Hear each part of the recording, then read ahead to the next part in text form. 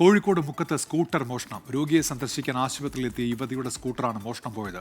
ഇതിന്റെ CCTV ദൃശ്യങ്ങൾ ഇപ്പോൾ പുറത്തു വന്നിട്ടുണ്ട്. ആദ്യം ദൃശ്യങ്ങളിലേക്ക്.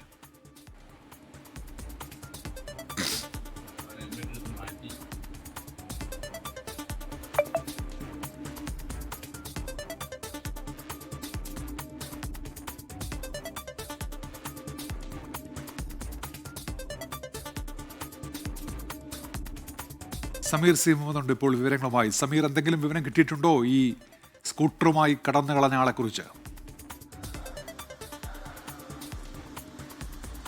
ഉന്മേഷ്, കഴിഞ്ഞ ദിവസമാണ് മുക്കം KMCT മെഡിക്കൽ കോളേജ് ആശുപത്രിയിൽ ചാത്തമംഗലം സ്വദേശിനായിട്ടുള്ള യുവതി എത്തിയത്. അവരുടെ ഭർത്താവ് ജലീലിന്റെ ബൈക്കുമായാണ് KT ഫസ്ല എന്ന യുവതി എത്തിയത്. അവരുടെ ബന്ധു അവിടെ ചികിത്സയിൽ കഴിയുന്നുണ്ട്. ആ രോഗിയെ സന്ദർശിക്കാൻ വേണ്ടിയാണ് അവരെത്തിയത്.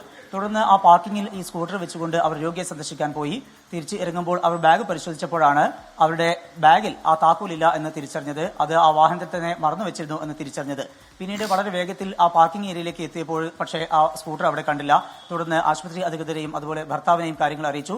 പിന്നീട് നടത്തിയിട്ടുള്ള പരിശോധനയിലാണ് അവിടെയുള്ള CCTV ദൃശ്യങ്ങൾ പുറത്തുവരികയും ചെയ്തു. ആ CCTV ദൃശ്യങ്ങളാണ് ഒരു ആൾ ഈ വാഹനം അവിടെ നിന്ന് കടത്തിക്കൊണ്ടുപോകുന്നത് ആ ദൃശ്യങ്ങൾ കണ്ടത്. തുടർന്ന് ഇപ്പോൾ ഇതുമായി ബന്ധപ്പെട്ട് മുക്കം പോലീസിൽ കുടുംബം പരാതി നൽകിയിട്ടുണ്ട്. ആ പരാതിയിൽ അന്വേഷണം ആരംഭിച്ചിട്ടുണ്ട്.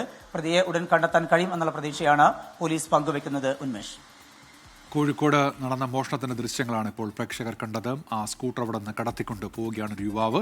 അന്വേഷണം നടക്കുകയാണ്.